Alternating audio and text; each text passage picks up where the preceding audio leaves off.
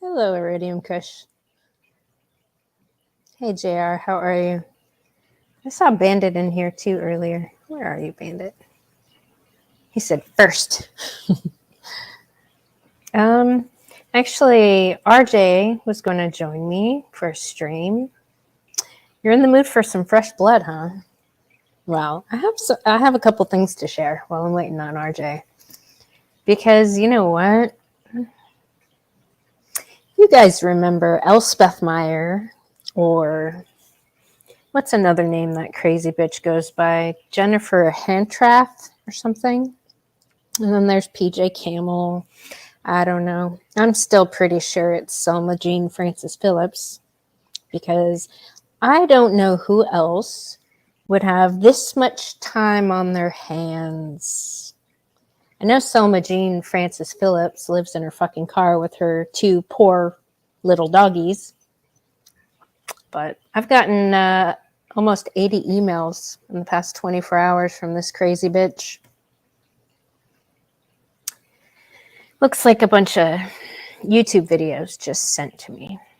So I haven't opened. I was told not to open them. So she also sent me a picture. Let's see, it's a lot of songs. I know her and Angler like to share songs with each other. But the Manitou? Yeah, that's the name that she's currently using on YouTube. So, yeah, just lots of random shit. I mean, this is seriously crazy, bitch. Oh, and she sent me the picture of the profile picture, which is weird. I don't fucking know. Yeah, some of these have multiple. Maybe she replied to herself or something. I don't know. This is some crazy ass shit, though. This is crazy bitch territory. And she keeps talking about my son, because this crazy bitch psycho watches all of my streams, and she's trying to induce the fear into people. What did she tell Hermit? She called the DEA on us. Oh, RJ's here. Hello, RJ. Hey, am I on? Yeah, you're on. What's happening? Can you hear me okay? Yeah, I can hear you good. All right, good. I've got this new setup, so I'm just a little want to make sure everything's okay. Yeah, sound good. I got this new microphone. Oh, a mic. Well, I don't know what the heck I'm doing, Amanda. Just trying to figure this all out. Yeah, me either, really. Well, we're just having fun as we kind of stumble through these. You're doing great. I'm a newbie. I'm like a pig on roller skates, but we'll figure this out eventually. I was just spreading awareness on one of these crazy bitches' new identities that she's traipsing around the internet with. What do you mean by that? New identities? Who's doing that? A crazy bitch that I put on my list a long time ago. She likes to go around to people's channels and fearmonger them and lie. Okay. And emotionally terrorize them. So her goal is to get me off YouTube. Yeah, good luck with that. Yeah, right. you know a little bit about reputation destruction, don't you? Oh my gosh, yes. Yeah, and it's the funny thing, because for the newbies that they're involved with the space, they don't understand that the only way that that you're really making an impact is how much hate you get from the crazy establishment, the ones that have this woke narrative. If you push anything that's opposed to their narrative, like you talk pronouns or the feminist mission, anything having to do with the woke agenda, they absolutely go after you. And that's the telltale sign to know if you're actually making an impact, is if they try to kick you off, or you're getting, hate mail is one thing, but once you start getting death threats, and in my case, I had the FBI involved. They've got a file probably that thick, just because of the thousands of people coming after me running for office, that Yeah. You know, they're like, they couldn't believe that I was actually saying the things that I was saying. It's like, no, I'm sorry. If you have a penis, you're a boy. If you don't, you're a girl. And if Yeah. you go into this transgender nonsense, that's called delusion. You are absolutely psychotic. That is an absolute falsehood narrative. And I Right. don't know if you saw the shooter.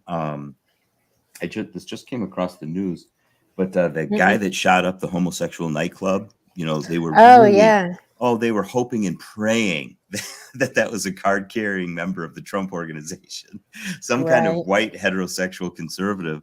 But turns out, you know, this guy's claiming, you know, he's trans, and you know, you are now to announce them as Miss, you know, or Ms. So and so, and Oh. when they came across on CNN, you could have seen just the CNN announcer's face melt. She was like, "Oh."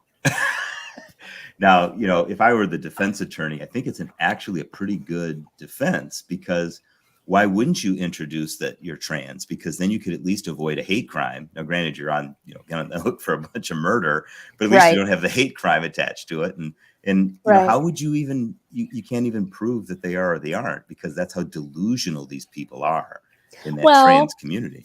but that's the thing, to avoid the hate crime, because Mhm.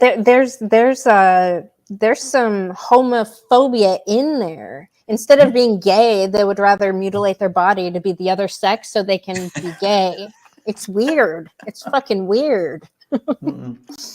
No, it's not weird. You got to stick to the narrative of what it actually is. Oh, it's crazy It's bitchery. great. Thank you. Yeah, Thank you. Just it's stay crazy consistent. bitchery. See, Yeah. if you shift narratives too much, you know, the Yeah. crazy people won't be able to follow you. So just keep it consistent. It's Yeah. called crazy. Crazy. Crazy. Exactly. Yeah. That's all it is. Just crazy. Pure. It's crazy. Yeah. Crazy. Yeah, it is crazy. You know, too, I saw on Instagram earlier today, and it I don't know what happened to my feed. I was going to take a screenshot of it and post it. Some fucking feminist from the psychology field. She was talking about how she's not using the word crazy because it's not. demoralizing, it's dehumanizing, and just all this whole list of reasons why she's not going to, and she tells other people not to use it. She's like, no, you know, instead of using crazy, just say silly. No, just crazy. No, it's fucking perfect. mental. It's mental. It's completely mental. Now, I don't know if I told you in the last stream, when I was in New York City, and I was on the train, and there was this, you know, cute little petite, if I had to guess, I'd say maybe 19, early 20s. And, you know, I am in logistics, so I'm in a truck all the time, all around the country. And I just made some comment, you know, it was like, well, I kind of do man's work, you know, truck driving. And, and she was like, oh, you're binary. I'm non-binary. And I'm like, yeah, I have no idea what you're talking about. And she's like, well, you're binary because you believe that there's two sexes, male and female. And I'm non-binary. There's a spectrum. I looked at it, I said, say what? And she's like, well, there's a whole spectrum. I'm like, no, there's male and female. It's biology, it's science, it's chromosomes. Yeah. It's like, you can either have children or you can't. You have a period or you can't. It's just, it is what it is. And she's like, no, there's a whole spectrum, you know, whole in between and blah, blah, blah. She tries to explain all this happy horse shit. Yeah. And I asked her, you know, we're on a train, New York City. I said, well, let me ask you a question, sweetheart. Are we on a train or are we on a fire truck?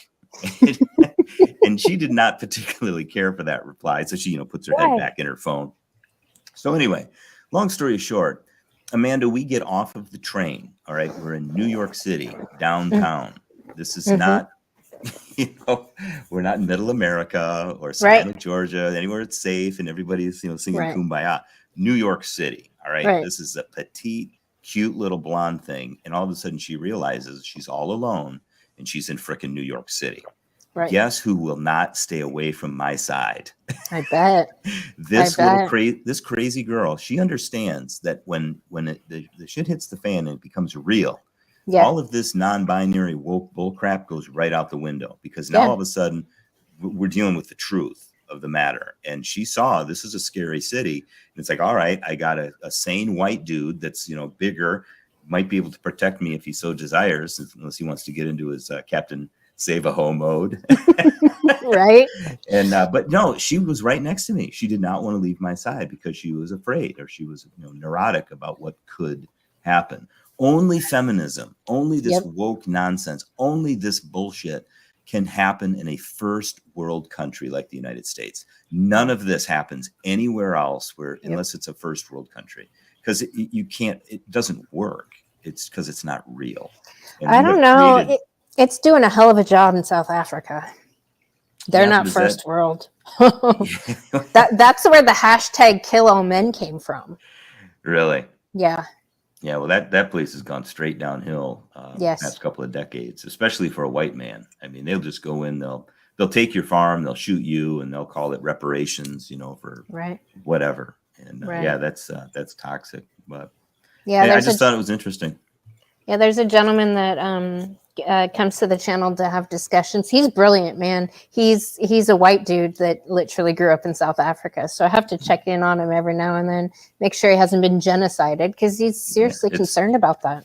Absolutely. And I've asked people as I travel around the country that are from, Africa and South Africa in particular, I'd love to visit. I'd love to go. And I asked them, is it safe for a white man to go? And they're all like, yeah, I just wait on that a little bit. It's not probably the best time to go. Mm. Like, no problem. It's not going anywhere. Right. So I'll go another time. But hey, guess what I got in the mail today? What? Actually, yesterday. What? That's my latest book, Belief. Okay. Hold on. Let's blow this up. Blow that puppy up. Is there an audiobook? Not yet. Okay. Working on it. I've got my microphone for it. This little. Nice. You hear that? Yeah. It's like that old Verizon commercial, or you could hear a pin drop. So, yeah, So what's your book about?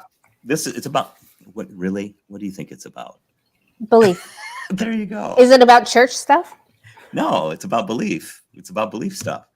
So Like belief I tell systems? the story. Well, no, yeah, belief systems. I started off with when I was raising my children, I was always about the truth.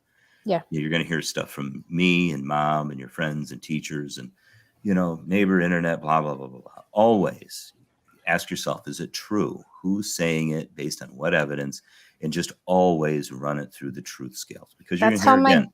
That's how Your my dad dad was? was. Exactly Yes. that. Yeah. 100%, because you're going to hear all sorts of different stories and different perspectives, but just always ask yourself, is it true? Don't be a sheep. Don't follow the herd. Just dig and never be afraid to see where the truth is going to lead you. Yeah. And the problem with that in society today in particular is that the truth is a lot like poetry. And the reality is most people hate poetry. And they hate the truth. And if you speak the truth, you are going to be hated, because most people love to live in their little, delusions. Exactly. Just let me feel good. And you look at people and you're like, okay, that stinks. What you're thinking, what you're believing, how you're living. Yeah. But they look at it as kind of like, my children growing up, when they, poop their diaper, they're sitting in this poopy diaper. And it's like, okay, it's time to change it, because it stinks and that's nasty. And it's just like these people with these beliefs, they're comfortable in it. Like my child, and they say, it's warm and it's mine and I don't want to change. It's like, no, we're changing that thing because it's nasty. And that's really what the book is about, is that truth is truth, and truth always trumps your belief. So when we're talking about the trans people and all of this woke nonsense, at the end of the day, it is what it is. And I love the quote from Winston Churchill. He said, the truth is incontrovertible. Malice may attack it, ignorance may deride it, but in the end, there it is. And the truth, a lot of times, it's kind of like getting jumped in a back alley. The truth looks like it's getting beat up and it's going to get destroyed, but eventually the truth always rises up. It always wins. And that's really what the book is about. My son, and it's funny, I always talk to these parents and they used to say, well, I don't have a lot of quantity time with my children. I have quality time. I get to choose, the time. And I was like, listen, especially when you have teenagers, right? You don't get quality time unless you have quantity time, because a teenager is going to dictate when that quality time is, not you. Yeah. So you could sit down and say, son, we're going to have quality time. And he'd look at you and say, really? Okay. Yeah. But one day my son was probably, 14, freshman, and we're going to get some art supplies for some project he's working on, and we're just chuckling about whatever. And as I'm getting out of the car to go into the store to get these art supplies with him, he turns to look at me and he says, hey, Dad, can I ask you a question? I go, yeah, sure, son, what's up? he said, "Hey, you know how you're always talking about, the truth, the truth, the truth?" And oh yeah, son, I got it. He goes, well, the buddies and I, we were out. You saw us in the backyard. We had that bonfire, and one of my guys' friends said, "Well, what about belief? Don't you think that's more important?" And he asked me, he goes, "Dad, what do you think? Is belief more important than truth?" And I said, "Well, son, Okay. let me tell you the story." And I relayed the story in 1978, where there was a massive snowstorm that came through Michigan, and it shut down Michigan State University for about, I don't know, a few days. And the snow got so bad, Amanda, that there were snow drifts that blew up against the dorms, 3 and 4 stories of snow. Well, there were some students that believed that they could jump off the dorm, land into the pillow of snow, and not get hurt. I mean, they sincerely, passionately believed this. And they did. They How many jumped off stories? 3 or 4. Oh, the dorm's probably 8 to 10 stories. They jumped off the dorm, landed into the pillow of snow, and broke their bones. Yeah. So I said, "Son, Yeah. what do you think was more important, their belief or the truth?" He said, Yeah. "Okay, Dad, I got it." And we go in the store and we, on our merry way.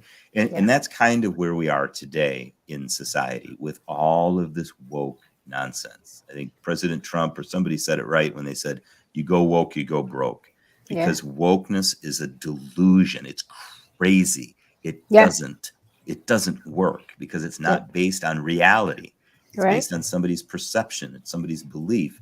And again, truth always trumps belief. Yeah. So now, that being said, I get into the book more about you can create beliefs in your mind, and you will always, always act on what you understand to be true. That's what your Mhm. beliefs are. And how you know what you really truly believe is based on what you do. And so Mhm. you can say you believe something, but if you don't Right. act on it, Right. it's not really a belief. It's you're deluding yourself. It's a misbelief. And Wait, I always wait, say, wait, what's that? RJ. Are you saying that a woman that claims to be a traditional conservative woman but has been pregnant 3 times out of wedlock and wears a grill in her mouth isn't actually a traditional conservative woman? Well, I would say that by definition, that would be a no. Okay, just checking. Yeah, that's a hard no on that. Yeah. But Everybody I ask that claims to be a conservative says the same fucking thing.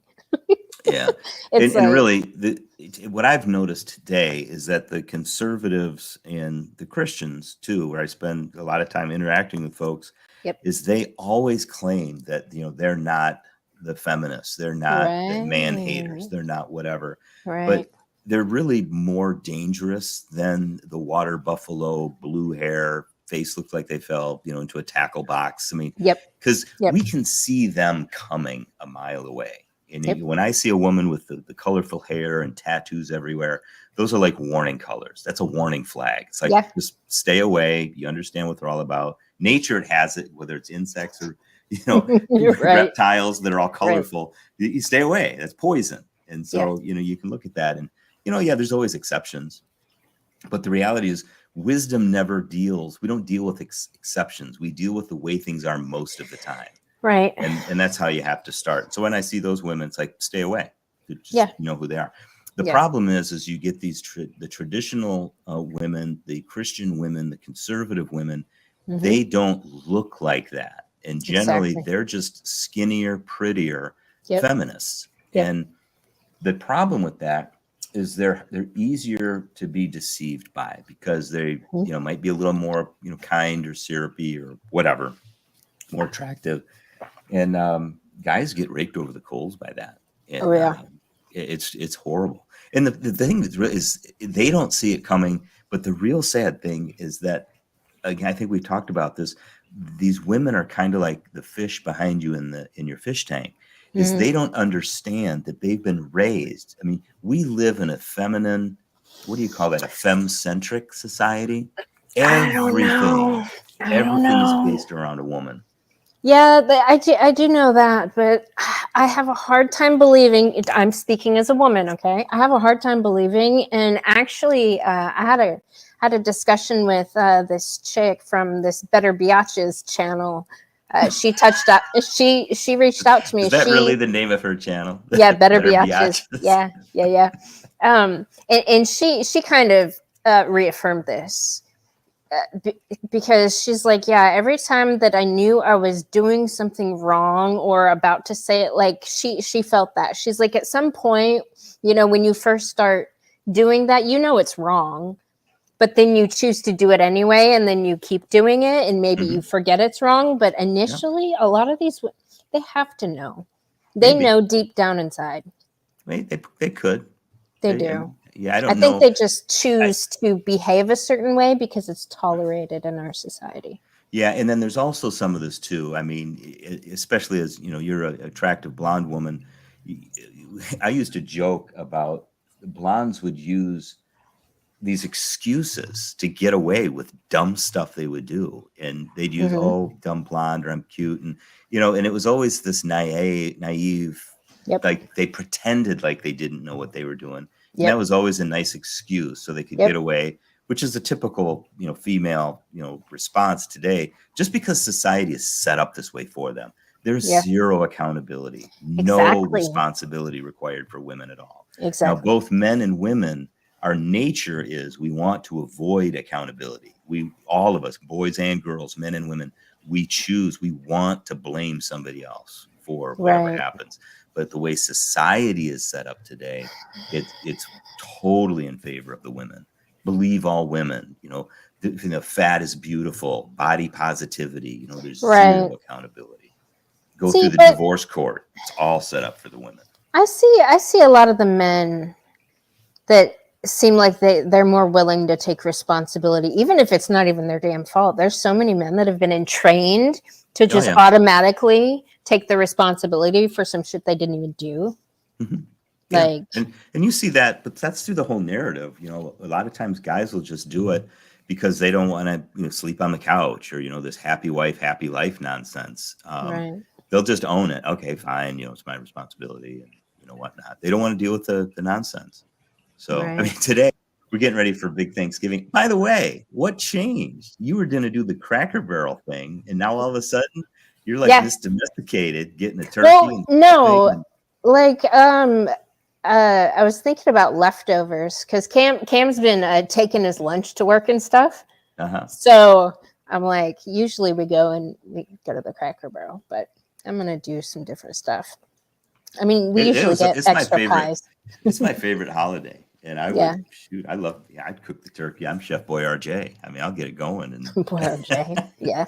we have fun with it. But anyway, so and one of my roles today, while everybody's making stuff in the kitchen, they needed some extra things to make some pies and whatnot. So I was supposed to go to the store and get like some Jello and Cool Mm. Whip and some pie crust and whatever. Well, that sounds easy enough, but when you get to the grocery store, well, nowadays you've got fat free and sugar free and this kind and that, but there's like Yep. 20 different choices of That's why I like Aldi. That's my favorite store. so I get in this aisle and I'm like, what do I do? And Uh-huh. so I did what any rational normal male would do. You get one of everything, because then that way you're at least covered to make Right. sure that, so when you get back, you don't have to hear, all I had to do was just get one thing. And it's like, well, there's, Yeah. well, everybody knows you're supposed to get this one. I'm like, no, you don't. So, Yeah. but anyway, that's the point, is that, yeah, there's taking the responsibility, and then there's like, I don't want to deal with the nonsense. So you just get it all, and you just have fun with it. But Yeah. I'm telling you, I've noticed, you may be right that more men take responsibility, but I am not giving them a pass on this at all, because I think as human nature, we just love to blame. And if we can get out of something, we're going to try and get out of it. I mean, we remember O.J. Simpson in a Bronco driving down LA highway. Right. I So, I remember mean, that. and I see men, especially in corporate America, and they're just like acting like bitches themselves. They're just act like women. It's like, dude, Well, stop it. a lot of them have had to give up bits and pieces of their integrity over time just to keep their damn jobs. There's no question about that. I mean, if you're not woke today at work, Yeah. you will lose your job. Yeah. Don't put a mask on, you will lose your job. Don't get Right. vaccinated, lose your job. I mean, if you don't toe the corporate line, you need to be very, very careful, or you Right. will lose your job. There's no question about that. The other side of it too is you look at how many men have been raised. And when I say a femme-centric society, I mean the culture is more feminine. They're trying to get men to be, less masculine, but then they're also being raised in an environment without a man. You've got single, mother homes, and they have no idea what it means to be a man. And nowadays, we don't even know what the difference between a man and a woman is. You can't even define a woman. And they say, I don't know what that is. Well, if you can't even at the basic know the difference between a man and a woman, how can you take the next step and say, okay, what are the attributes of a man and what are the attributes of a woman? Because we're different. We are different people. And so it's like they're cutting the knees off at the, at the bottom, where you can't even go to the next step. It's like, well, no wonder there's so many problems between men and women. Yep. We don't know our roles. There's no defined, who does what. And it's like everything that was once nailed down is no longer nailed down. And everybody's confused, especially children, because they're freaking just trying to figure out what it means to live in this world. Right. And where we used to have these safe little sandboxes that I call them, they used to be called a family, where you could test things and, you'd be trained, and you had moms and dads, you had the males and female attributes. And it's just, this is how we act in society. Well, now that's gone. There's no sandbox. These little, again, I look at your fish tank in the back, the little fish grow in the little fish pond, and it's safe. And, you can make mistakes and be like an idiot, and you're not getting destroyed in the ocean. Yep. These kids are just being thrown out there. And, Unprepared. And I know you had issues with your son in school. And if you have if you basically, and I'm not saying he is, because I don't know for sure, but if you had a teacher that has definite pedophile tendencies, and he's being a freaking jackass and he gets held accountable, that's very rare today. The public schools, they are trying to groom these young boys, mostly young boys, but some girls too, for the trafficking. But the homosexual lifestyle, that trans lifestyle, is so toxic. And they need to bring in, young blood into that. So this grooming thing is very, very real. Because Cam's had a few jobs before he even turned 18. And he went to go pick up food the other night, and a dude, I don't know what's wrong with the gay men these days, but they don't like to take no for an answer. And my son's tall. He's like 6'3", and he's a good looking kid. So, he gets it on by women and men a lot. Right. And this one guy at the restaurant was like trying to hit on him and stuff. He's like, dude, get away from me. I'm not like that. Mm-hmm. And he's like, oh, okay. Don't worry. I won't hit on you anymore. And then he just kept talking to him and trying to get closer. He's like, dude, get off me. Mm-hmm. He wasn't taking no for an answer. Right. I'm like, geez, he actually worked for a grocery store too for a little while, and one of his supervisors offered to. He said something about needing some help later, Mm-hmm. And Cam's like, oh yeah, I'll take some overtime, because he's all about the overtime, because he's like stacking paper mode, right? Absolutely, yeah, as he should be. And he's like, oh no, well, this will be off the clock, and he flips open his wallet. And Cam's like, excuse me? He's like, that was weird. And he kind of went off. And I guess the guy later on a few times was like, came up to him and flipped open his wallet. And he was like, hey, you in for some overtime? Cam's like, what, dude? Come on. He actually told on him, and he got talked to. But Cam's like, dude, I almost punched him in the mouth. Mm-hmm. Yeah. And then that's a hate crime. Right. Right. Cam's very boundary. He's like, if you touch me, I'm gonna defend myself. Just don't touch me, and we're good. As he should be. But yeah, I had similar saying. I'd always been in musical theater, and that's like 90% homosexuals. It's crazy. But in high school, same thing. You'd have these older, like the choreographer types. They'd come in and working with us, and I'm 16, 17 years old. And it was aggressive. And then there's alcohol involved at these cast parties and whatever. And, I'm sure they're thinking they're going to get lucky. And one of them was quite aggressive, coming on to me. And I just freaking went off and said, what the F are you? Right. Homosexual, get the F out of here. And this is at a party, and everybody's like, holy shit, I guess, Regan's not a homosexual. I'm like, yeah, you think? Right. But I always had a great, camaraderie with them. They just cracked me up. And I was in a show probably 4 or 5 years ago here in West Michigan. think it was either Legally Blonde or Ragtime. I can't remember what. And again, it's heavily, homosexuals in these casts. And I remember one of them, I always call it the locker room, but it's the dressing room. And one of these homosexuals, from across the dressing room says, "Hey, RJ, you're straight, aren't you?" And I'm like, "Yeah, I'm straight." And they're like, "Well, what do you think about eating pussy?" I said, "Well, I once got lost 3 days in that Bermuda Triangle. Why do you ask?" And they're like, "Oh my gosh, that's nasty. I can't believe you do that." I'm like, "Bro, you freaking suck cock. What are you talking about?" Right, I mean, right, give me a break. right. But anyway, I always got invited to all their cast parties, and I always brought the best booze. But I Right. do what you want to do. I don't really care who you're buggering. Just don't freaking don't hassle me about it. It's just do your Right. freaking thing. Leave me Don't alone. make it our fucking business. Don't It's make it nobody. the See, first and foremost qualifying identity you so must refer to people as right. anymore. So we're doing the traditional Thanksgiving, preparation today. And, Yeah. the mom, grandma, is home. She's 76 years old. And she was telling the story. And because I asked her the question, because I knew it was going to be on with you tonight. And I asked her, what's going on with men and women and blah, blah, blah. And so we had a great little conversation.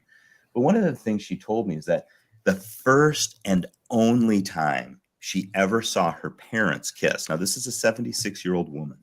Right. She said the first and only time she saw her parents kiss, she was about 6 years old, and she just happened to be wandering back through, in between the bedroom and the hallway or whatever. And she just happened to look in her room, and she saw her mom as a 6-year-old little girl, Mhm. 70 years ago. She saw her mom and dad kiss, and she like, oh my gosh, she quick turned around, she was embarrassed. And I asked her, I said, well, how did that make you feel? And she said, oh my gosh, I was like, I just didn't know what to think. I was so surprised by that. Yeah. Okay.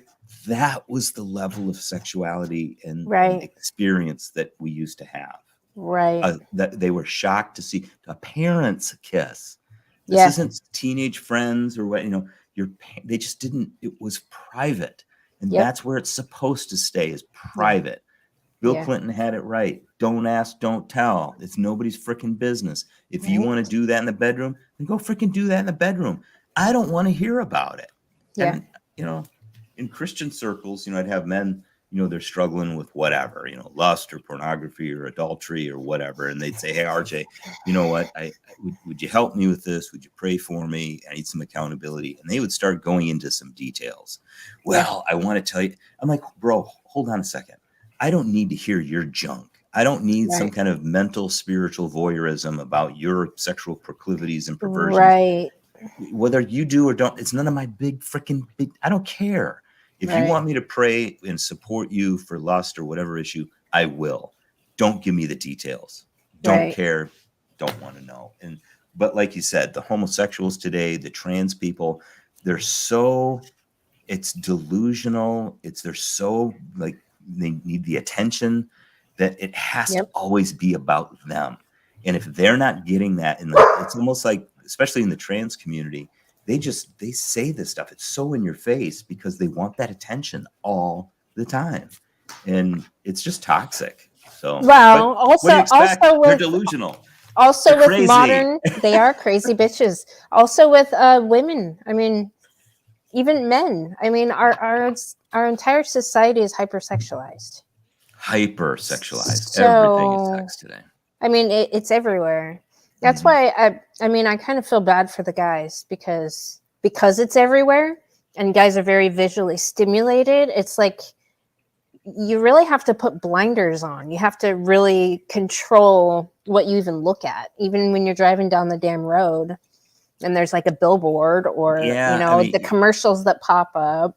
You're right, but again, yes, we are in a hypersexualized society. Men are visual. No question about it. But again, I don't give.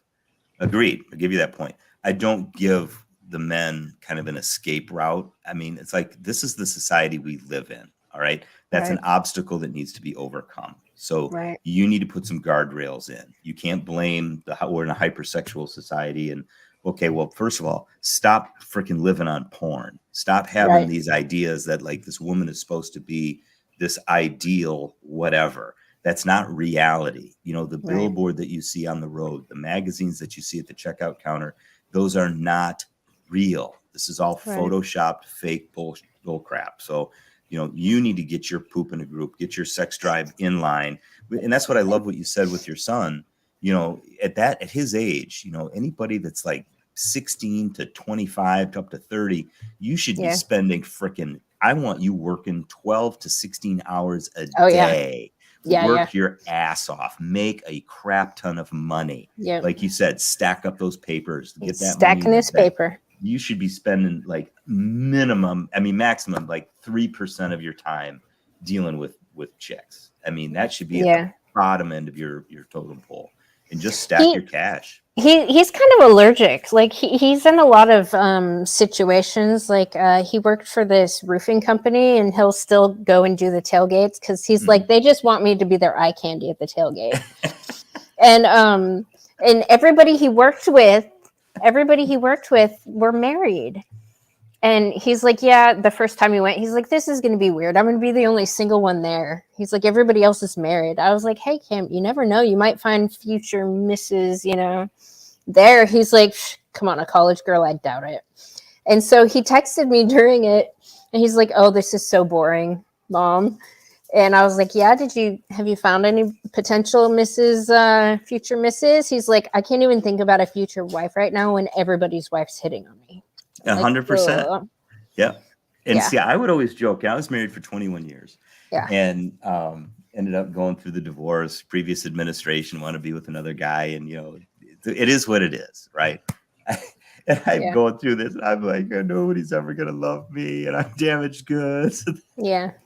I'm feeling so bad and depressed. And I fortunately had a couple of really good men in my life. And the 70-some-year-old guy, he kind of took me under his wing, and he's like, RJ, just chill. You are going to be just fine. If I were single, I would go out with you. I would take the scraps off the table that you left. I will be your wingman. I'm like, oh, you're just saying that. You're just saying that to make me feel better. Right. Blah, blah, blah. I'm a huge marriage guy, Amanda. I mean, I definitely, I think it's the best environment to raise children. I mean, 100%. But, it is what it is. And I realized getting out into the dating world after the fact is that pool is pretty shallow. Yeah. Oh, yeah. It is. I am not hard to look at, and I'm not hard to talk to, and I'm not crazy, and I've got money. And it's like, okay, you talk about having your pick between, mid-20s up to, however I want to go. It's out there. And the ones that were the worst were the married women. And you would be in the grocery store, and they're tired of being with their husband, and they're dealing with the kids and the whatever, and they were 50 Shades of Grey was big, and Desperate Housewives and Sex in the City, so they'd been stimulated. The guys might be stimulated with porn and all the visual stuff. The women were stimulated. They're more stuff. Yeah, they're more mental. I mean, in the whole romance novel industry, it's the largest segment of books out there sold. And women, they feed on that. And for women, it's a mental, they read the stories, they get into that's their sexual stimulation. Right. And so I'm just the guy at the grocery store, and I'm doing whatever. And it's unbelievable. And I mean, just today, getting up early, going to, Starbucks to get my coffee, and then I had to get gasoline and, some bottled water, here out of town. It's unbelievable. It's just people are, and, I'll flirt back. I have no problem with that, but they're very, I don't know if forward's the word, but they're not shy. Forward. They're not shy. Overtly. Yeah. Yeah. No, not at all. But so I can totally relate to what Cam, is dealing with. And he's so disappointed, like, because he I guess you call it the blue pill mindset, that how men and women are supposed to be in our society today, but aren't. With all the external factors. And of course, he wants to be a dad. And one of his driving forces is like, I want to have quite a few kids, and I'm going to be a better dad than I had. Exactly. I feel like a lot of us do that. So he's just like looking out, and he's just like, oh my God, I couldn't even imagine. Yeah. And the thing is, they're out there, and we were kind of texting earlier this week, and I was listening to Black Ram 313, who you Mm-hmm. actually introduced me to him a couple of weeks ago. And he's talking about these the passport bros, Yeah. bringing the guys that are going overseas, mostly because he's black in the black community, and Mm-hmm. they're getting their passport, and they can, because they've got Yeah. their poop in a group, they've got money, they've got resources, they've Yep. got the ability to go overseas to meet women, whether it's in Colombia or Philippines or whatever. Yep. I had a buddy and another guy I took to the airport about 3 weeks ago, and they're in the Philippines for a month to chase, little Scooby snack around because they want to be with Right. women that admire men.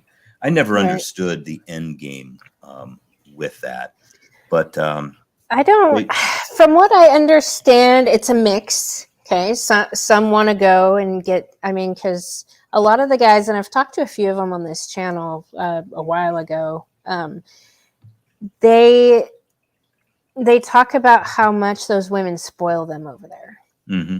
Like, and I know there's a lot of men in specific communities that have probably never experienced even a good time with a woman that Mm-hmm. they actually got spoiled. So I think there's a mix of that. I think there's a mix of guys that want to find a wife Mm-hmm. so they can have a family. But then I hear a lot of stories about guys bringing the wife back here.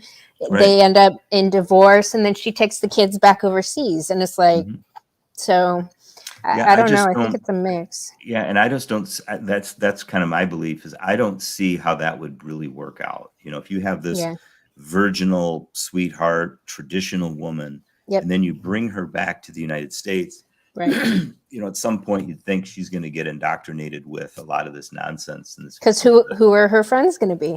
The femme-centric, the women that you didn't want to be with anyway, right? Right. And so Yeah. when I was raising my children, is of all of the family, my children were the only ones that didn't go to a Christian school.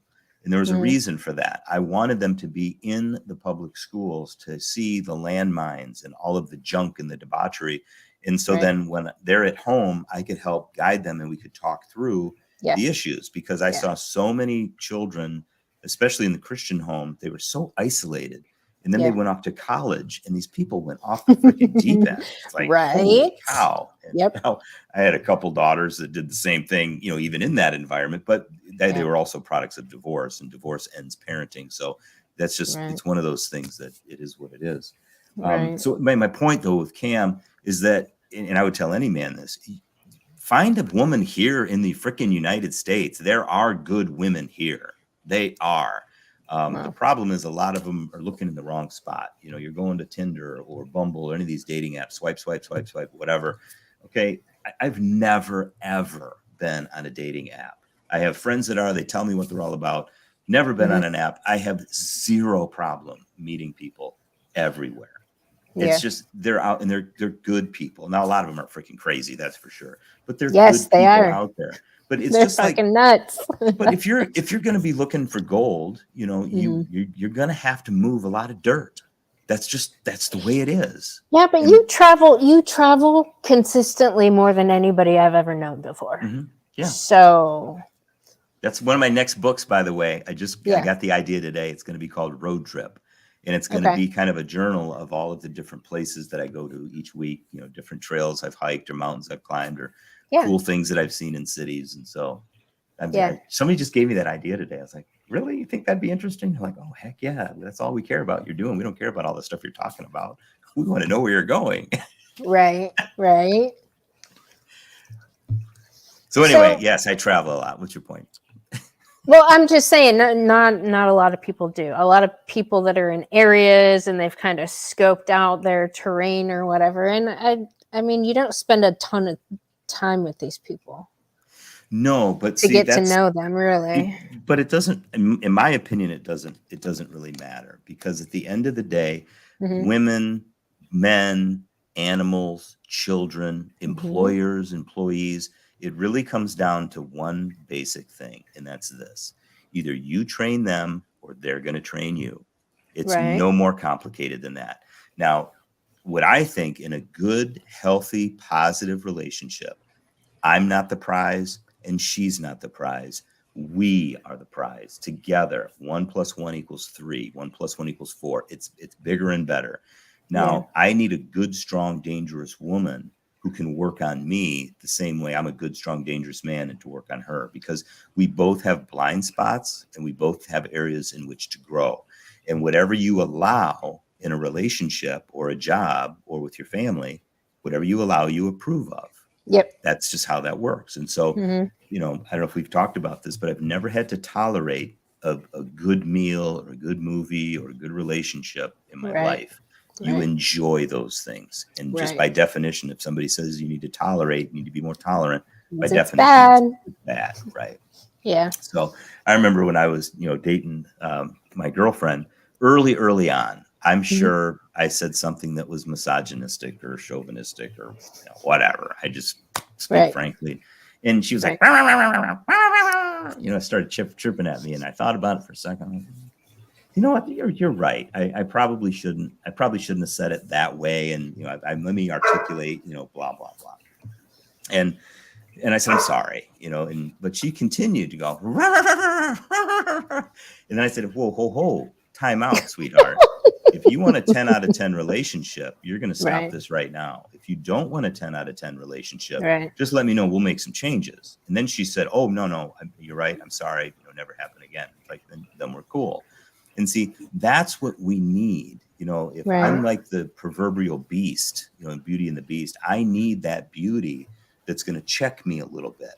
Now, I didn't say dominate and I didn't say control, but I have blind spots, and I think that's where a woman can really use her wisdom, her beauty, there's a way about a woman that's intoxicating to a man. The problem is that today's society, most of that femininity has been, it's not destroyed. It's been co-opted to be used as a negative, to dominate a man or to shame a man, or and it's hard to articulate because there's an element that's important. No, I put that on the responsibility of that woman, because a woman would first want to have to dominate the man. 100%. Yeah, because see, in the situation that I just described, if she didn't stop and if she continued to chirp, that's not on me at that point. I mean, it's on me if I allowed it to happen. I mean, if it would have continued, it would have been, it'd been over. It's like, we're done. Sorry. Nice knowing you, but we're moving on. But a woman needs to be able to check herself with that. And that's where you need, though, a man to push back against her. And the problem is, in today's femme-centric society, is we are not allowed to do that, because you can criticize a man and you can cut down a man and joke about a man all the time. But as soon as you go the other direction and say, hey, ho, you're doing this or you're doing that, you're critical and you're controlling and you want to dominate me, and they start crying. It's like, what's a guy to do? Well, I tell what the guy to do is you move on, go find greener pastures. They're out there. They're definitely out there. It's like trying to find a needle in a needle stack. Yeah, but Amanda, think about it. Think about it. Valuable things aren't on every street corner. Well, okay, that's why they're valuable. And so that's the problem with porn with guys. Okay, I get to feel like a man without having to be one. Okay, a couple of clicks, and I got some hottie that's got the sultry eyes. Oh, baby, let's do it. I'm gonna watch you be. And I want something more real than the porn. Okay, go to the Only Sluts page. Go get a hooker. It's always available. So that's the problem. Is the men have been so conditioned. The testosterone levels are down 40%. Grip strength. I mean, guys can't even freaking shake hands anymore. Now, we can blame that on the femme-centric women's society, and there's a part of that that's true, because a woman can't raise a man. It takes a man to do that. Now, there's exceptions. I get that. But overall, it takes a man to raise a man, and a man will never grow up until he leaves his mother. He has to move on and do his things. But so many of these women, as we've talked about, they have these son husbands, and they will not let those men go. Especially grow up at all. Well, and they start abusing them very fucking young, emotionally abusing them very young. I mean, I've witnessed a mother in a short little 41-second video, emotionally abuse her son. She brought his ass online, took a video with him. I mean, he's 7. He's Yeah, 7. that they should get child protective services involved because she, she's that's like, child abuse. she's What like, they did. tell that troll to quit being mean to your mommy. No, that's child Ugh. abuse. No, I'm like, that is that's a fucking gross. Yeah. demented, mentally unstable female Yes. using a child like that. They should get child protective services need to be involved in that. They're exploiting that child.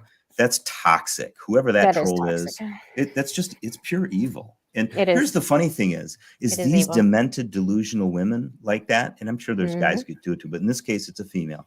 Yep. They think it's right. Oh They yeah, think it's good. And it's are you insane? What you're doing to your child? Her excuse was she's homeschooling her kids, and she was teaching them a lesson on how to stick up to liars. Yeah, you're teaching a lesson, all right. It's just not the lesson you think you're teaching because you're a delusional, psychotic woman. I mean, it's just, I don't know.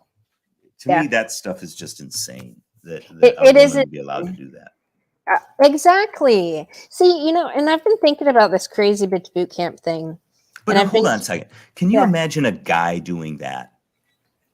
Okay, let's say, Amanda, you say something and I'm offended or whatever. And can you imagine a man pulling up a 6 or 7-year-old child and saying, oh, you know what? You hurt my feelings and I'm being bullied. So, Pookie, what do you think about that? I mean, can you imagine a man doing that? No.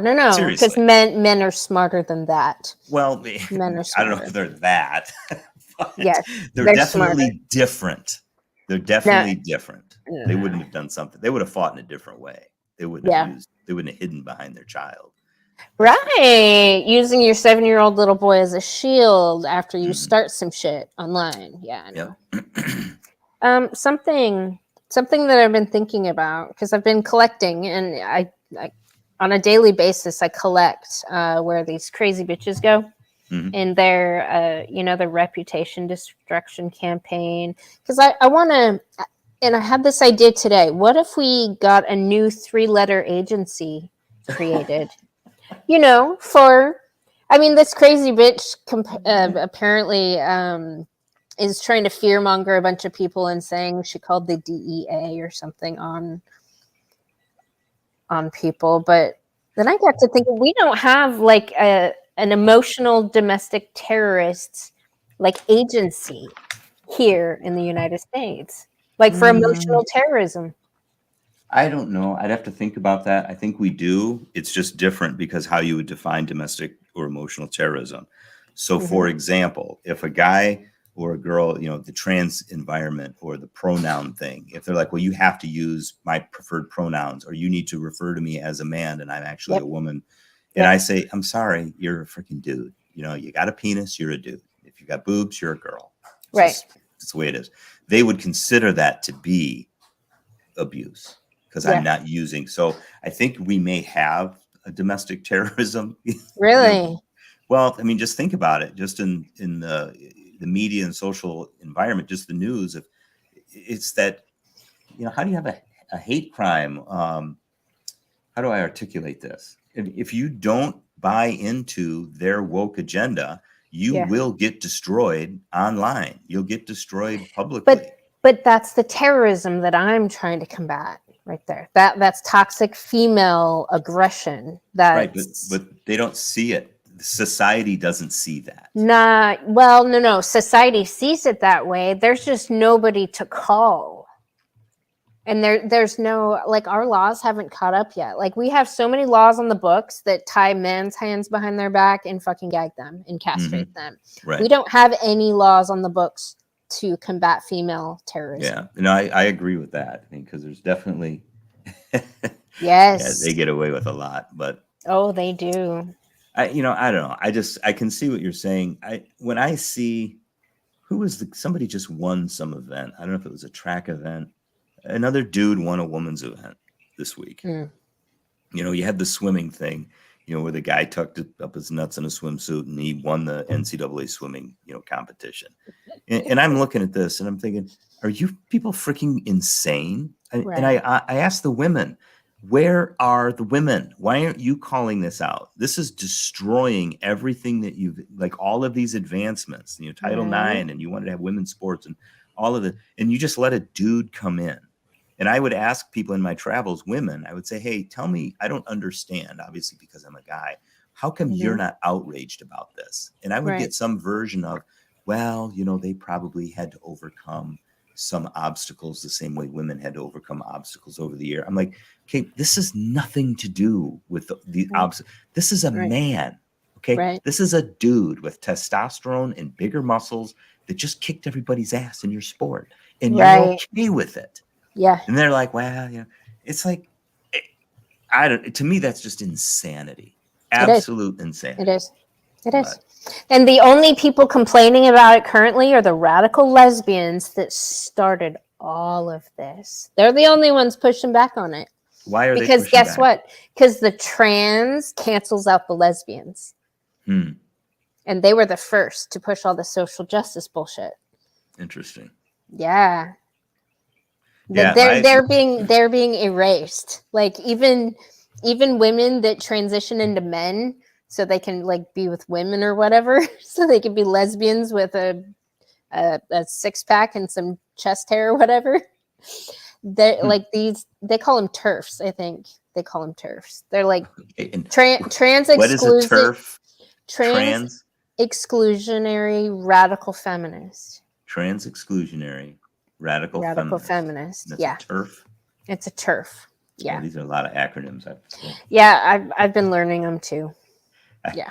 My new one that I have to learn this week is the black pill. I got the red pill. I've got the blue pill. I've still got to figure out the black pill and the. There's a lot of terminology. I mean, this has got its own grammar. And but a lot of the black pillars, they all have individual subjective definitions of what black pill is. I've already been down that rabbit hole. yeah, no two people can give me the same damn definition on what's red pill, what's black pill. And so all where that I'm shit, at with so. all of this is I lean into this space, or just, and I shouldn't even lean into this space. I've been talking about this stuff for freaking 20 years. I used to joke, Jordan Peterson, you stole all my freaking material. I've been talking about this forever.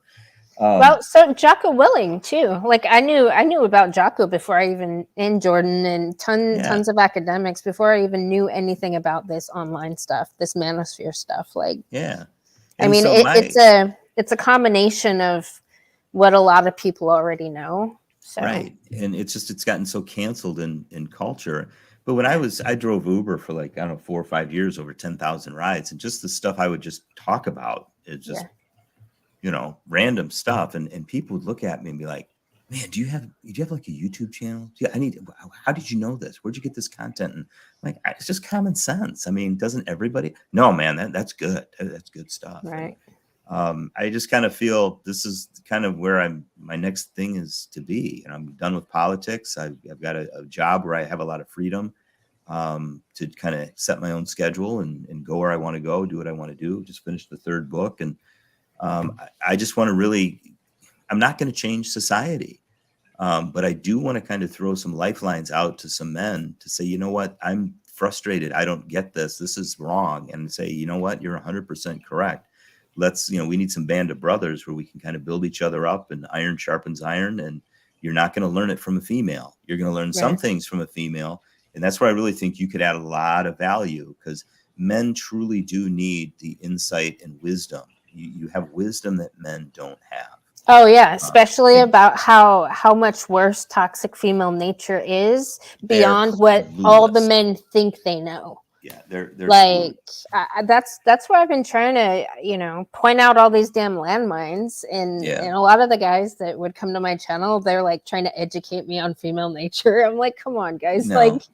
No, men I'm like, here, let me tell you that right there. That's the beginning of a chain reaction of this thing. Stop it right there. And they're just like, what is that? Right. I'm like, no, that's toxic. And I would say, when you've got, women like you, you see men are stupid when it comes to women. They don't understand their nature. They don't get what's going on. And that's why it's so important for a man to have a good woman in his life, because he's clueless with what's going on. because he can afford to be. I mean, if you think about it, when I go downtown at night, I know there's more violence, against men than women. I understand that, but I Yeah. don't ever think about it, Right. very seldom. When I'm downtown, you know what? I just have a demeanor. I've got my game, my frame. Don't mess with me. They don't know if I'm packing heat or not. I don't really care. I'm just going to Right. do my thing. Women are petrified. Okay, when they're downtown, because they know they're the weaker sex. They know somebody Yeah. could, assault them, and heaven forbid that they could be raped. And they're the ones that are going to have the consequences of holding that child or having an abortion or whatever. So the risks are much greater for a woman. Well, where am I going with that? Women, because of their nature and the weakness physically, they have to have that sixth sense. They always Mhm. have to be reading people in the room. They need to know their environment. They need to have situational awareness all the time, because they're more vulnerable to attack. Men, we just by nature don't have that. So Right. you've been raised this way. As a little girl, Right. you can But read a room. but You know but where the landmines typically, are. We don't. but right. But typically, a man would have a woman in his life he could refer to: an aunt, a mother, a grandma, some kind of matriarch. Exactly. Because that there are some things that, I mean, I get just asked random questions all the time by men. They're just like, "Hey, I'm going to ask you because I feel like I can get an honest response from you. Mhm. What is this thing or whatever?" And I'll let them Right. know. And I'm like, you know, Johnny's So asking. JBS, yeah. Yeah, it's so funny. I've been going to John Birch Hit, Society meetings for a well, while. RJ, will What's you that? monologue for a second Sure. and tell him about this? Okay, I'll be right back. Okay. Yeah. So anyway, John Birch Society. I've been in politics. First time I ran for state representative in Michigan was in 2014, and part of the different networks and groups that I involved in, I just was introduced to the John Birch Society, and it just always intrigued me about what they stood for and what they're about. Um, my understanding is they're a very staunch anti-communist organization, and I get a lot of them confused because there's been so many of them that I've been at least peripherally involved with. But anti-communism, I like that about them. Very strong constitutionalist, and that's my understanding with the John Birch Society. So I said, if you're going to put a gun to my head and say, good or bad, I'd say good, and I'd say overall, I like that group and what they stand for. My biggest thing from a political standpoint is that you never ever follow a party. That's the problem. We follow principles in this country. And so I always stand on the U.S. Constitution, in this case, the Republican Party platform, and the principles found in the Bible.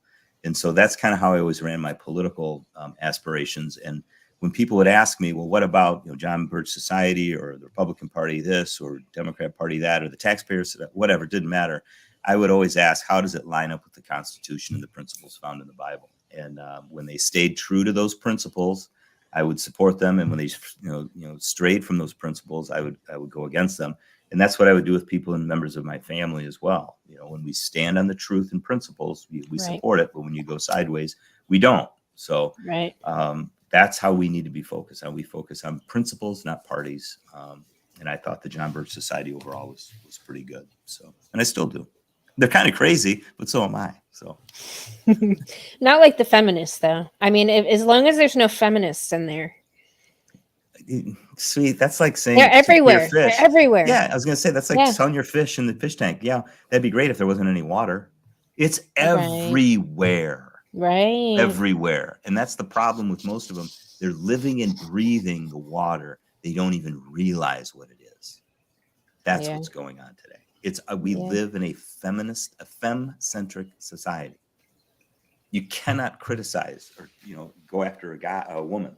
Do it to guys all day long. You cannot criticize a woman.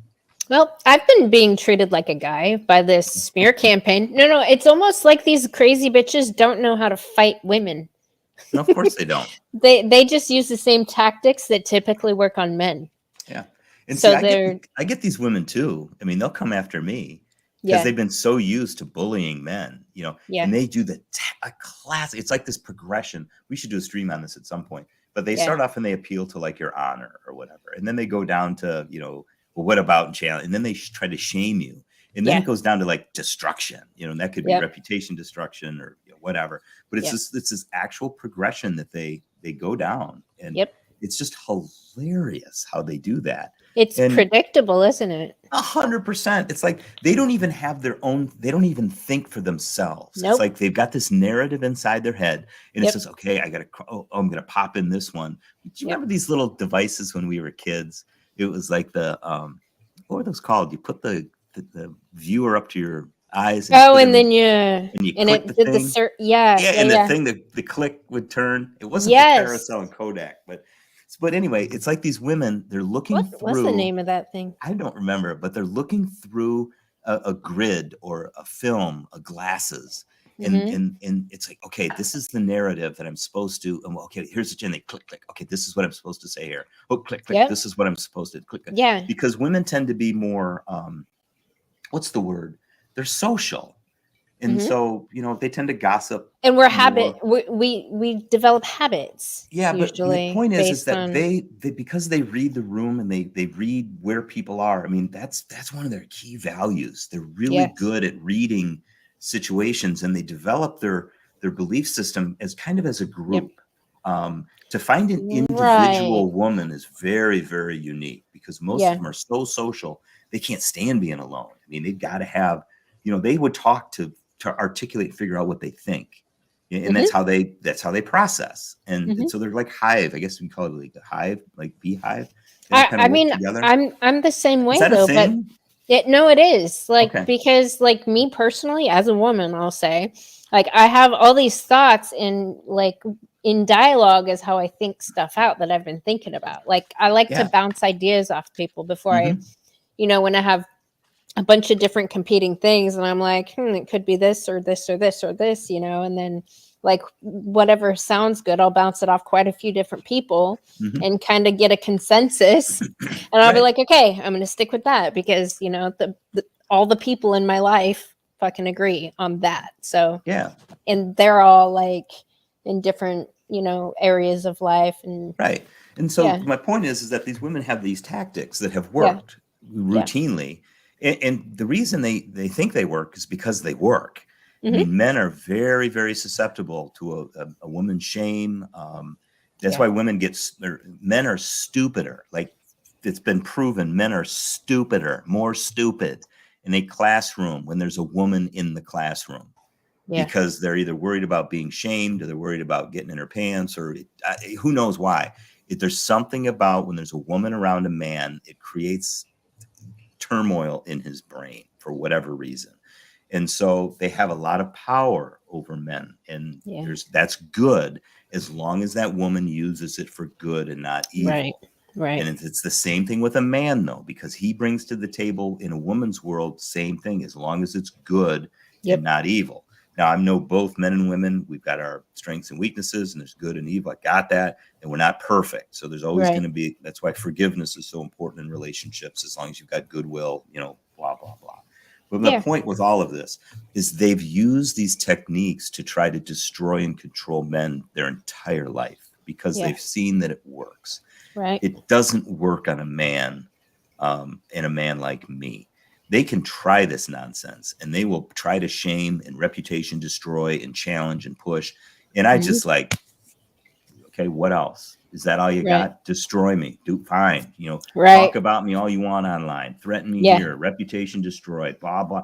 And I've had it time after time after time, especially in politics, because that is dominated.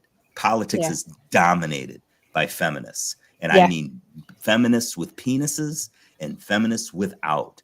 The political world is ruled by woke feminists. Everything is.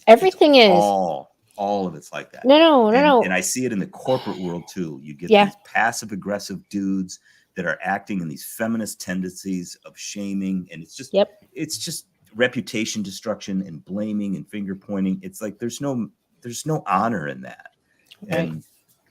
But I've been dealing with that most of my life, with these women that try to shame and manipulate you, and I basically say, whatever, I don't care. And they're shocked when a guy pushes back. I mean, shocked. They don't know what to do, because once you tell them no, exactly, where are you going to go? Exactly. They're done. And they're like, Exactly. I'm like, freaking go back to your freaking simpy, beta boy husband. Go cry him a river. Don't give me Right. this bull crap, political nonsense. This isn't going to Yeah. happen. Well, Yeah. do what you got to do. But, Right. it's all the time. The no. Yeah, it is everywhere. Me and Cam we're watching this anime on Hulu, and there's damn commercials. And there is a commercial for a prep pill that you can take so you don't get HIV, I guess. But on one of the I know, like Cam's looking at these commercials, he's like, I would never let my kid watch any of these commercials. I You know mean, the they're best ridiculous. the best form of birth control pill is an Right. aspirin Between the knees. Yeah. between the knees. Exactly. Yeah. No, but one of the side effects, or it's going down the side effects, because I know the guys were talking about Big Pharma earlier. It was like, it was going down all these different side effects, and it literally said some blah blah blah something for women assigned at birth. Mm-hmm. I was like, what the hell? Yeah. Like, assigned It's at crazy. birth. Like, Yeah. that's so wrong. So the best from a political, talking about reputation destruction. So I was Yeah. on this live stream. I won the primary, and again, I wouldn't take the money. I wasn't part of the establishment. I'm going to stand on principle. I'm on the issues, supporting parents, small business owners, blah. Yep. So I'm on this live stream, and there's like 5 other people on there, and they said, "Hey, RJ, congratulations on the win. How did you do that? You got outspent 10-1." I said, "Look, you know what? We knocked the doors. We resonated with the voters." They're like, "Man, that's awesome. I'm sure you'd be in favor of election integrity." And I'm like, "Well, of course, we need to have safe and secure elections. That's obvious. Everybody's in favor of that.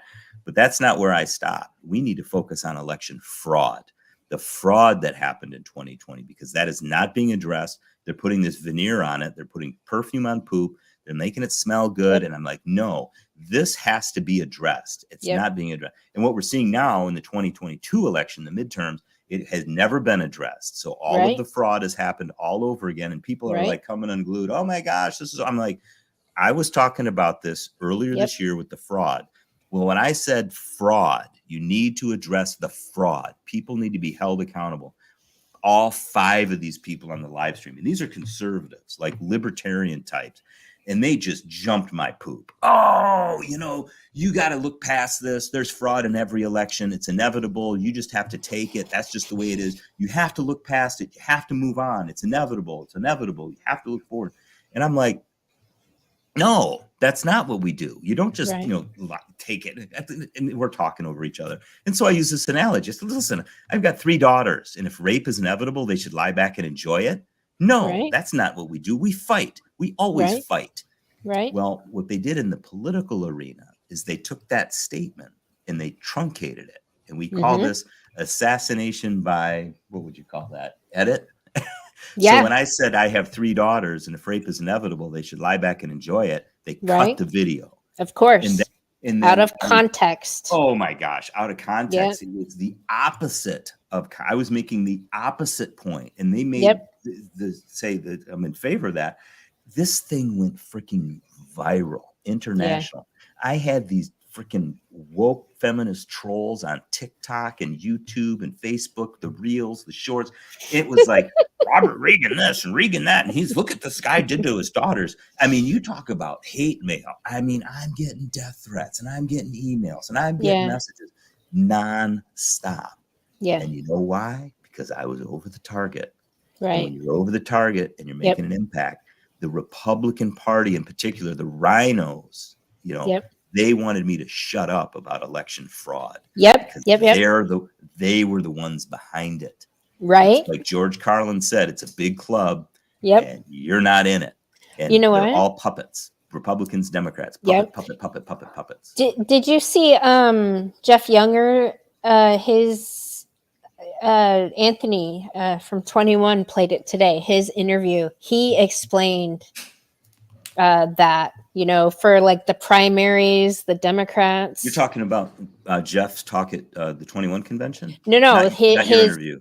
No, his interview with with Frank Pesci. Oh no, it was really, really, really good.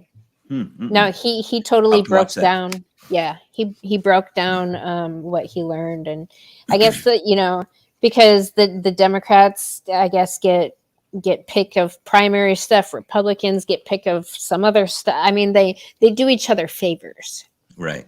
So It's a big club, and so yeah, some people ask the question. Well, I get this all the time. They want to know. Well, the Republicans are at least better than the Democrats because we're 90% on the same page. It's 10%. We're a little bit different. And my response is no. The Republicans are worse than the Democrats.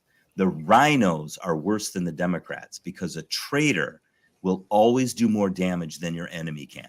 It's just like having, if you have an accountant in your business that's obfuscating funds and doing all sorts of corruption inside your business, that's way more damaging than a competitor trying to take some of your market share. So, and the reason, it's like I was saying earlier, we see the fat water buffalo, blue-haired, face fell into a tackle box women, these feminists, we see them a mile away, stay away from them. But it's the conservative, traditional Christian women that are the feminists that are more damaging than those, because you don't see them coming and they don't even realize what they're doing. So no, they know what they're doing. You could be. They know exactly what they're doing. We'll have to dig through that a little bit. But, yes, we do. Maybe they do know what they're doing. Maybe they know understand exactly what they're doing. Hey, you know what I've learned about? I don't understand women, so I'm just going to leave that to you. Okay. You deal with the women. I'm going to deal with the men. I'm just letting you know. They know in the. That's not my lane. I am staying in my lane. I work with guys. I don't deal with the women. I know how to warn the guys. Stay away from. Yeah. Did I ever tell you the story?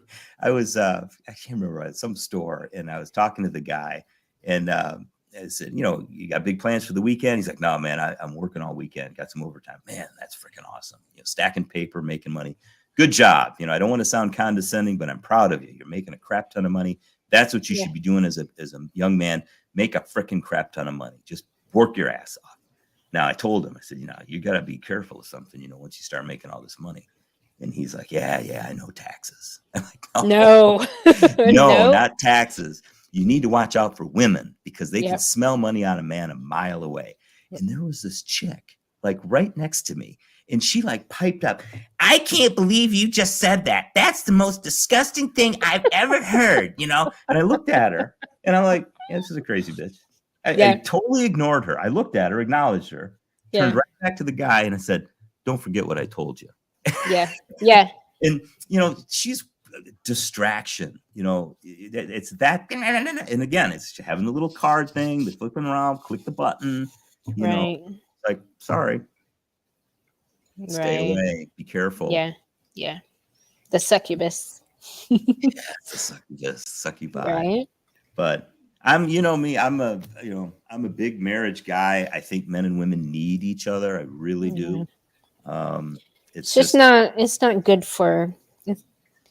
It's higher risk than reward, I think, right now for men in society. My first book. What? Gambling for Life. Stacking the odds in your favor for more money and great sex. My first book, written in 2008. Yeah. In here, I talk about what you just said. Every person, man knows, and I'm again talking about men. Every man knows that when you get married, you go down that path, you are playing Russian roulette with your life. Right. That's the reality of it. We all know that there's at least one bullet in that chamber. Now, Anthony Dream Johnson, when he got married to the psychopath prostitute, there were 5 or 6 bullets in that gun. That was done, from the get-go. Yeah. But men, we understand that it's Russian roulette. There's a bullet. More than likely, there's a bullet in one of those chambers. So that's what the book was about, is you need to stack the odds in your favor because it is a risk. It is a gamble, and you need to do things to prepare yourself to be in that situation. And so I had 6 areas of your life to focus on: your mind, body, spirit, work, money, and relationships. And if you focus on those 6 things, starting with you first, you as a man, you need to focus mentally. You need to get your mind right, mind, body, get your physical body right, spirit, mind, body, spirit, get your spiritual life in order. Right. Okay.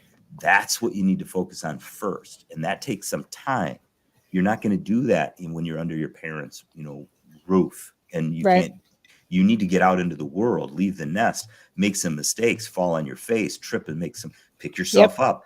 You've got to learn on your own and develop things. And you need mentors and coaches to help you do Yep. that, because you're a freaking idiot. You might think you know all, you don't. You're a freaking, I don't care if you're 23 or 24, 25, you're still a freaking idiot. I'm an idiot at 55. It's like, I'm always learning something new. It never Right. stops. But just like when you're training at the gym, you can get some results working out on your own. But when you have a trainer, somebody that's coaching you along the way, they're going to help you with technique. They're going to learn some experience. You're going to do better. Yeah. And that's what my message was to these men, is you need to take ownership. Society doesn't care about you. The so-called village that it takes to raise a child, no, that village doesn't care about you. The community doesn't care about you. You're a cog in the wheel. You're a number. And if you go away, they'll just replace you with another one. I Right. look at it as we're a group, we're a body. And when I lose a part of my body, that hurts. Little pinky finger's gone. I notice that. Yeah. Community doesn't notice that. And that's why you need this band of brothers. We need, people to stick together. And again, that's where the value that you would bring to the table, Amanda, is there's women like you that understand the women's psyche better than the guys do. And you can help them navigate that minefield of the women. Yeah. Yeah. It's a very small minority of them that are actually honest, though. Mm-hmm. But I again, mean, that's what more, makes it more, valuable. more and more and more are speaking out, but most of them are fucking cowards, and they would rather have their perceived safety and security amongst the group of Mhm. crazy bitches. Of course, but that's their Totally, nature. totally perceived safety and security, because I've already told them they will all be held accountable for their crimes against humanity, and I fucking meant it. Yep. So I've But already warned them, that's what they and, need. and They one by one, they've been kind of, waking up a little bit and starting to speak out a little bit more. But Mhm. it's slow going, man. Like slow Yeah, going. but think about how the whole feminist agenda started in the mid 1800s. Right. It didn't start with, hey, let's have trans people, teaching and grooming our children in Right. schools. This is a Right. slow glacial, procession and progression. And it's just like a guy, if he gets, 55, 60 years old, he's out of weight or out of shape, overweight, goes to the doctor. The doctor says, hey, bro, you're going to have a heart attack and die. You need to get your poop in a group and get straight. And he didn't get out of shape overnight, and he's not going to get in shape overnight. It's going to be a process, and it's going to take time. So what you're doing is the slodging, one at a time, holding people accountable. It's tedious, time Yeah. consuming, but it's very, very valuable. And what Yeah. happens is once you get one or two that you've kind of coached and trained and developed, and those one or two can coach and train another one or two, and then you get an exponential growth. And so what I've always said politically as well is we're not going to change the system, but what we can do is work on individuals, one-on-one, small groups, precinct level, the smallest common denominator. And we just focus on our group around us, those people that we love and care about, and then just let it, it grow from there. And that's how you change a city and a precinct and a society and a family. So. Kush. Yeah, it's his PC of way of saying getting your shit together. Yes. Having 4 children, I always told they're going to learn about life at some point, and the words and whatever. But I wanted to keep them as innocent as possible, as long as possible, and that was Yeah. one of the things. And I always felt people that's, no offense, Amanda, Yeah. but there's a time and a place to drop the F-bomb and swear, and I get Oh that. yeah. I don't have a problem. But a lot of times people use it today just as a regular adjective, and I used to use like fuck and shit and bull. It was just Yeah. an adjective. Yeah, that fucking this and that. And then I've learned over the years, it's like, well, any person can do that. Yeah. I'm going to keep it. I'm going to be creative. I'm going to come up with something that people know what I'm saying. Get your poop in a group instead of get your shit together. Shut the front door instead of, with French toast, whatever.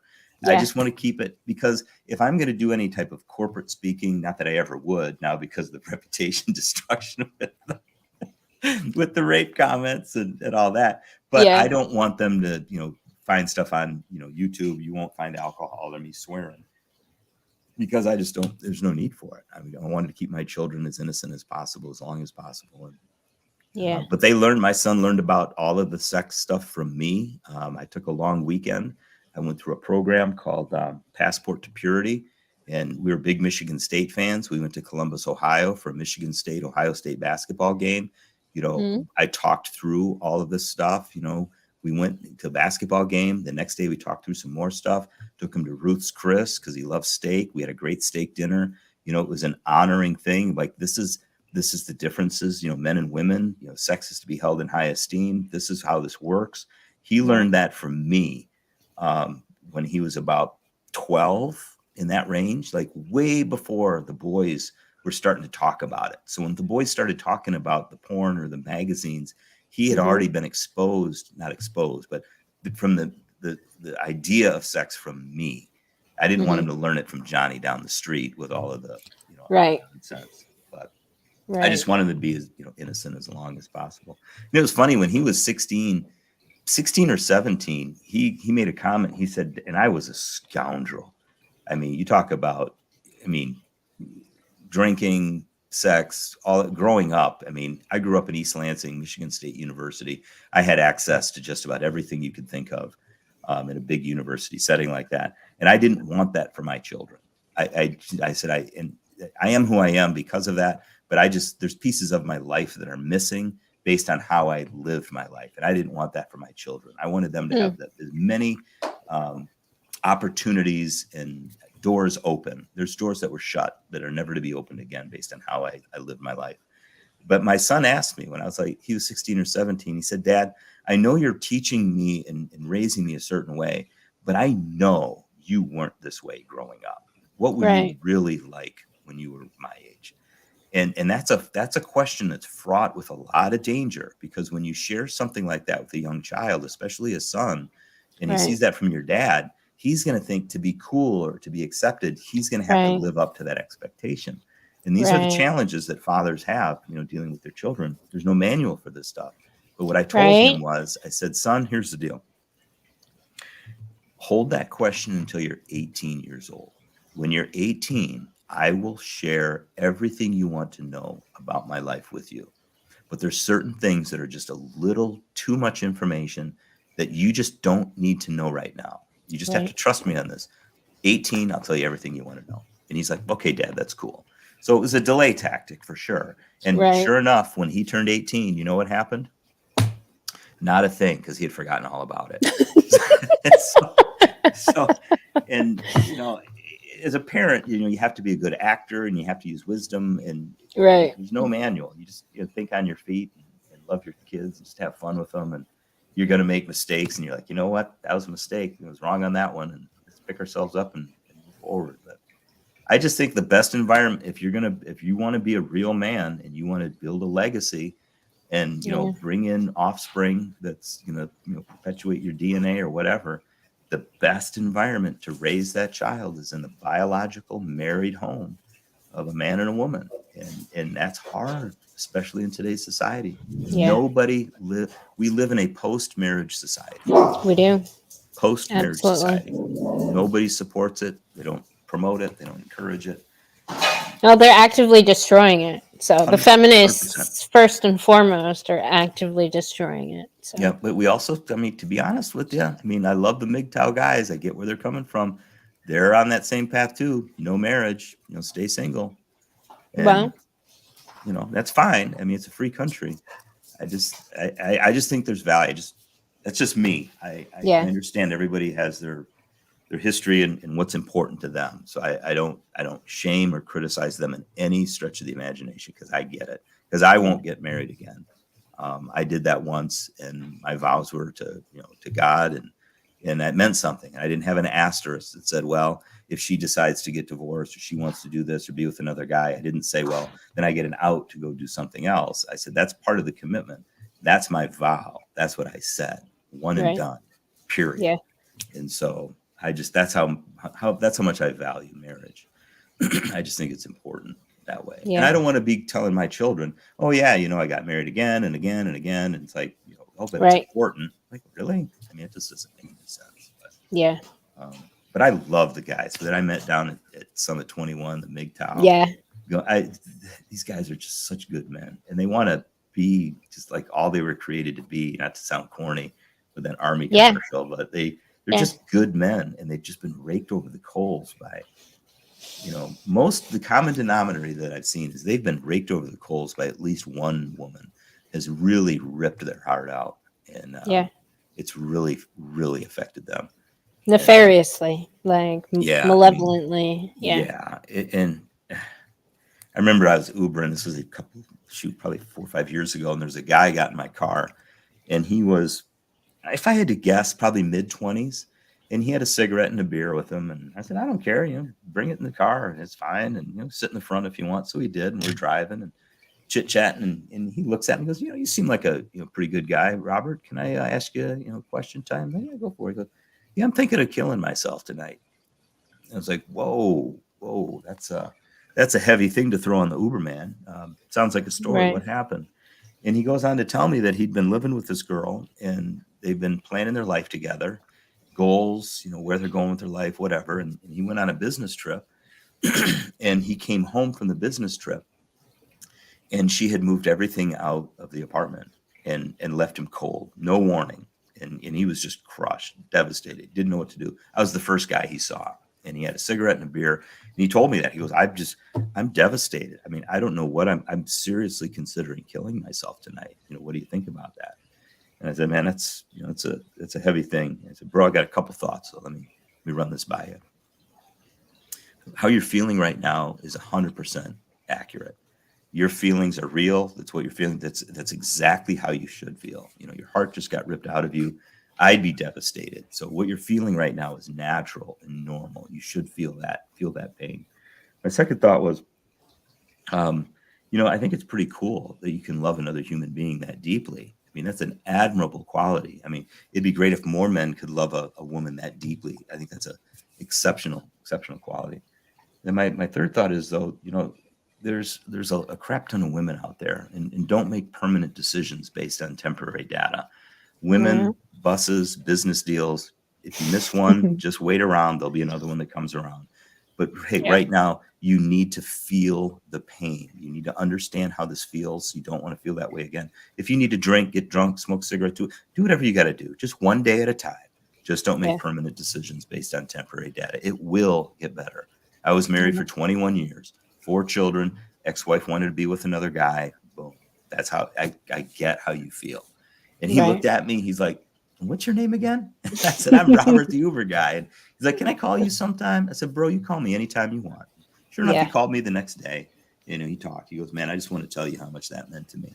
So I've lived it personally. The pain that you experience when a woman, destroys everything that you were building together. I understand it from him and his perspective. So I get what these men are dealing with. And it is very, very painful. And that's why the suicide rate for men after divorce is 4 times higher than it is for females. Men love these women much deeper than the women love the men. And I think part of that is because the women have more of a network, that hive mentality. They have a group support system around them. Men, maybe they're shamed, embarrassed. They don't have that support network. No. For a woman, like if you're heartbroken, you tell one, that one tells the other one. Yeah. You get calls, people check on you. Like, yeah. Yep. I don't think and guys that's why have that. I always say women love drama and they love to suffer. And they're like, what? And I said, well, women love to suffer because they never want to solve problems. They just want to talk about them. Right.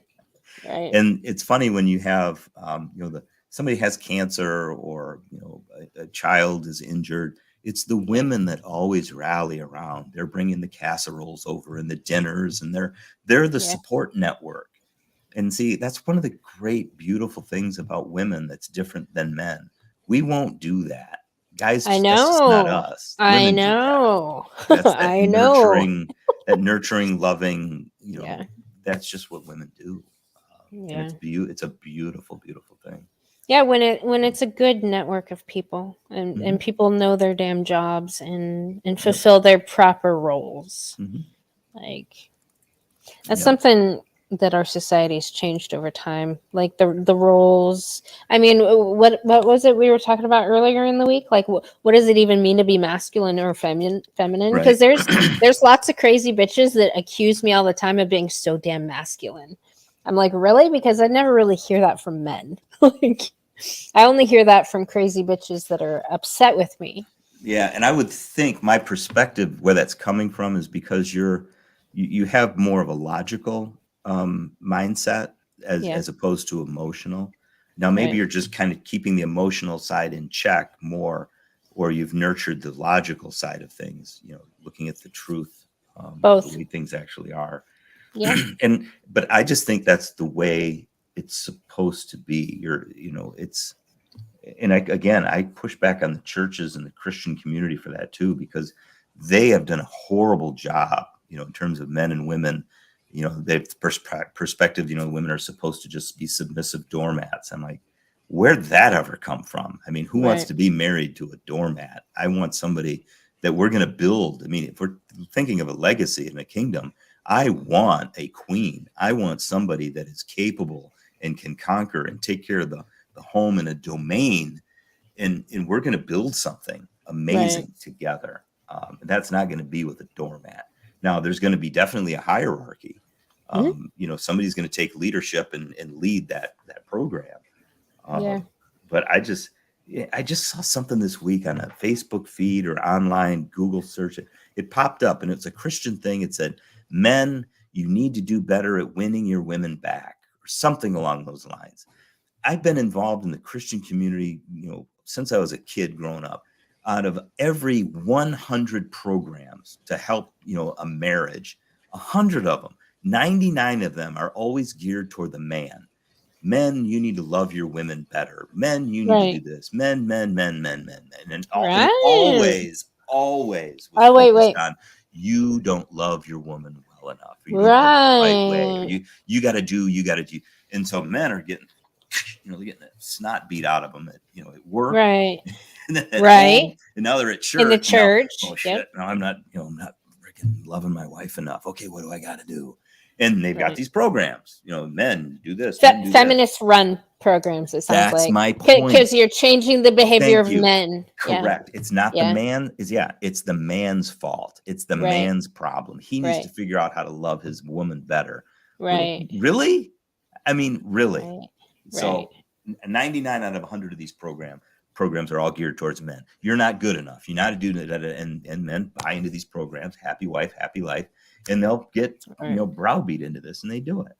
There's only one program that I've ever heard of that actually tries to balance it out. And I say try, it doesn't balance it out, but it tries to balance it out, because he actually has the audacity and to suggest the fact, to suggest that maybe, just maybe, the other part of this equation is that women are absolutely degrading and disrespecting their husbands and treating them with such utter disdain. Maybe that's why he's doing what he's doing.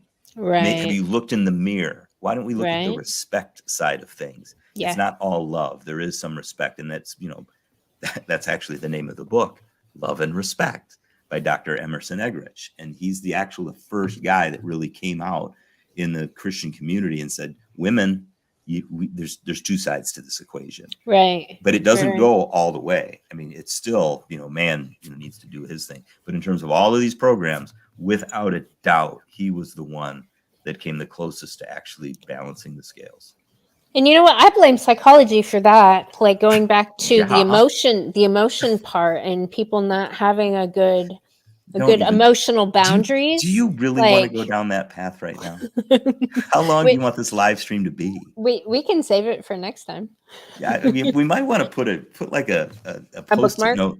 Yeah, because it's funny you say this, because I was doing in our research, knew I was going to be on with you tonight. American Psychological Association. This is a 2007 address. Is there anything good about men? Right. Is there anything good about men? That was what was 2007. That was by Roy F. Baumeister. Yep. And that is my primary fucking target right there. The universities and the APA. That is ground zero for the behavior problems we have in our society today. So here's the thing. We have so obfuscated and confused people. They don't even know what a freaking woman is anymore. Right. You can't even define a woman. How can you look at the attributes of the way women normally are? The classical female attributes, the classical male masculine attributes. So that needs to be talked about. But here's the thing. We are going to bring up these, male attributes and female attributes. But the APA today is saying that these male masculine attributes are toxic by definition. And Right. that's the problem. Right. The APA, and if you want to be a board certified, whatever, psychiatrist or psychologist, you got to buy into that nonsense. So, right. You have to follow their rules in order to keep your license and your livelihood. Yeah. So I just, I started doing a different live stream on one of my Facebook channels, and it's an overview of the Bible. And the reason why I started doing this, Amanda, is because people are realizing what's going on in society is not working. And I think at the end of the day, men and women, we want to have a decent relationship, and we truly do love each other. We do want to get along and make things work. We see what's happening. It's not working.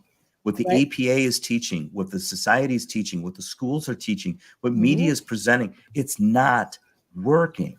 Right. And so just like that old cornflakes commercial, it's like, try them again for the first time. I've had people ask, they're like, RJ, I hear you talk and you say this, and you mention the Bible from time to time, or you mention the story, tell me more about this. And so I'm like, well, what the hell, I'll put something out there. So I just started doing a live stream on, overview of the Bible. It's just skipping across the surface, don't get into a lot of theological stuff. It is what it is, explore it. The freaking book's been around for freaking never, 2,000 years. There's some truth in it. Okay. Right. It's like, there's a reason why. And I think Jordan Peterson says, it's not that just that the Bible is truth, it's the essence of truth. And you can judge how every other book is related to that based on the truth, because no other book's been more published, more read than the Bible. There's value in it. Read it. It's like, okay, there's something in there. You don't have to buy into all of it. Yeah. Timeless. Yeah. Anyway, I love talking with you. It's always exciting, and I'm sorry. Sometimes I just ramble and No. I just like my platform. Usually, I just kind of ask questions. I throw in it's the crazy bitch's fault every now and then, and every I now like and to. Then that's like you should have a button. That's like the that foundation of my principle. Yes. Remember the easy button with Staples? That was easy. Easy. You need a crazy bitch button. Crazy bitch. Yep. Crazy bitch's fault.